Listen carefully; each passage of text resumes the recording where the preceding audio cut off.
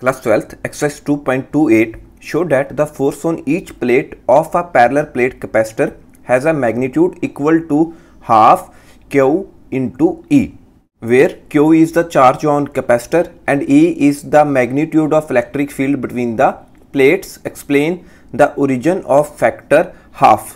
हमें इस फैक्टर को एक्सप्लेन करना है कि ये फैक्टर क्यों आया। तो एग्जामिनर ने क्यों कहा है कि हमें ये हाफ फैक्टर को एक्सप्लेन करना है। लाइक क्वेश्चन के अकॉर्डिंग मेरे पास एक पैरेलल प्लेट कैपेसिटर है लेट, तो ये चार्ज पैरेलल प्लेट कैपेसिटर है। तो इसकी जो प्लेट है इस साइड वाली, इसे हम दे देते हैं नंबर 1 और उस साइड वाली प्लेट को हम दे देते हैं नंबर 2।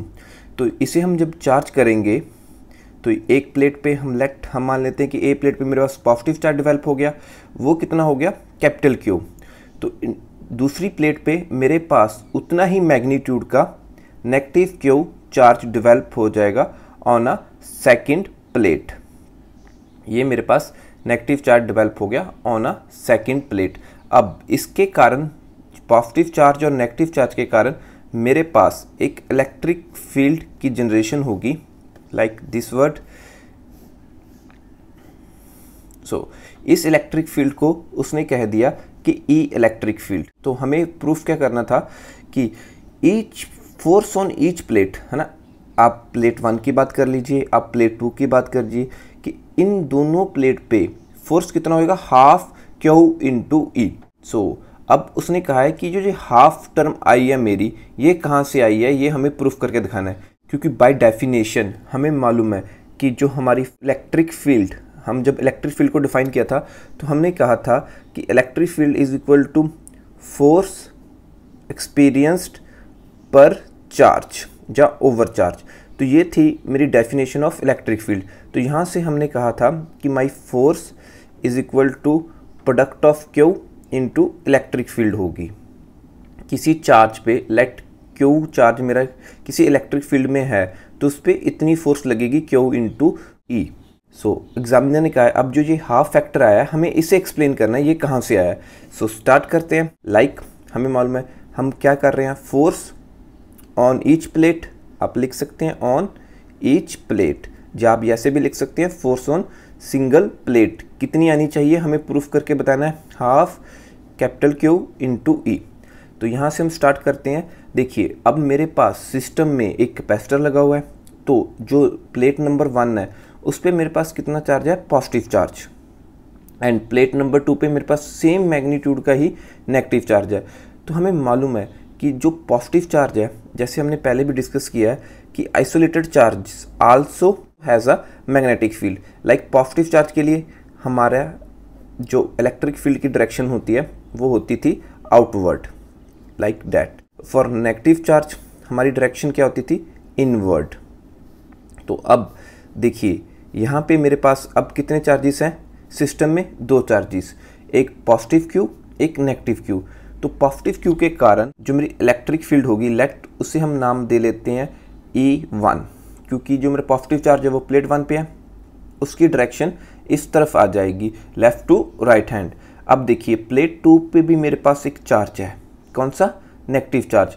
अब नेगेटिव चार्ज में मेरी इलेक्ट्रिक फील्ड इनवर्ड होगी, तो उसकी डायरेक्शन भी electric field due to negative charge, इसे नाम ले लेते हैं हम E2 से, उसकी डायरेक्शन भी हमारे पास लेफ्ट टू राइट हैंड ही होगी अकॉर्डिंग टू दिस डायग्राम।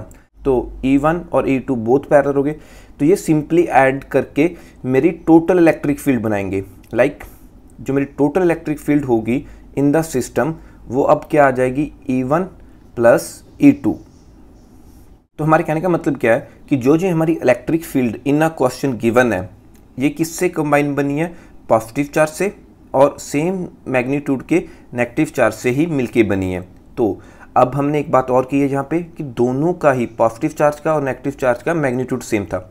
अगर मैग्नीट्यूड सेम है तो यहाँ से हम एक और कंडीशन कह सकते हैं कि value of E1 is equal to value of E2, ये भी मेरे पास इक्वल आ जाएगी। सो यहाँ से हम क्या कह सकते हैं कि जो हमारी इलेक्ट्रिक फील्ड थी, electric field between parallel plate capacitor due to both types of charges on the plates, ठीक है, E1 is equal to E2। अब E1 और E2 की वैल्यू क्या होगी, जो हमारी नेट इलेक्ट्रिक फील्ड थी, जो आप कह सकते हैं टोटल इलेक्ट्रिक फील्ड, तो उसका हाफ होगा, तभी तो कंबाइन करके हमारे पास नेट इलेक्ट्रिक फील्ड बनेगी। लाइक ये मेरे पास E थी नेट इलेक्ट्रिक फील्ड, सो E1 की वैल्यू अगर E/2 होगी, इसी तरह E2 की वैल्यू भी E/2 होगी, तो ही ये कंबाइन करके मेरे पास टेकिंग 2/E अपॉन E, तो यही मेरे पास इक्वल आएगी। सो दैट्स वाई मेरी magnitude of E1 is equal to E2, ये किसके इक्वल आ गया, E/2 के। तो बस ये हमारे पास इलेक्ट्रिकल फील्ड आ गई ड्यू टू सिंगल प्लेट, है ना। तो आप इसे ऐसे भी लिख सकते हैं, सिंगल प्लेट के कारण, क्योंकि देखिए E/2 ये किसी भी प्लेट का हो सकता है, क्योंकि यहाँ हम मैग्नीट्यूड की बात कर रहे हैं, तो चार्जेस का मैग्नीट्यूड सेम था, तो मैग्नीट्यूड ऑफ इलेक्ट्रिक फील्ड भी बोथ ऑन द प्लेट्स भी सेम रहेगी। सो अब सेम इसी फार्मूले में अब हम अपनी वैल्यूज़ को सब्स्टिट्यूट कर देते हैं। लाइक अब मैं यहाँ पे कैलकुलेट कर लेता हूँ force on plate 2, so force on plate 2 due to plate 1। अब हम किसी भी प्लेट पे हमें प्रूफ करना था कि जो मेरा फोर्स है वो हाफ Q इंटू E था, तो हम प्लेट 2 पे प्रूफ करके दिखा देते हैं कि मेरे पास जो फोर्स की वैल्यू है वो आएगी हाफ Q इंटू E। यहाँ पे हम निकाल लेते हैं F21, force on plate 2 due to 1। इसे हम कैसे रीड करेंगे, force on plate 2 due to 1 है, तो ये सिंगल प्लेट की फोर्स, ओके। तो ये किसके इक्वल आएगी, तो चार्ज ऑन दैट प्लेट, तो चार्ज यहाँ पे नेगेटिव Q है, बट हमें क्या लेना है, only magnitude, so only magnitude तो Q। अब इस पे फोर्स लगा रही है मेरी प्लेट 1, तो ये फोर्स कितनी लगाएगी, जितनी ये इलेक्ट्रिक फील्ड प्रोड्यूस करेगी, सो इनटू E1। सो यहाँ पे अब वैल्यू सब्स्टिट्यूट कर देते हैं। सो Q E1 की वैल्यू हमें मालूम है, नेट इलेक्ट्रिक फील्ड का हाफ। सो अब यह मेरे पास क्या बन जाएगा, force on plate 2 due to 1 is equal to half Q into E, net electric field. तो हमें यही शो करना था इन मैग्नीट्यूड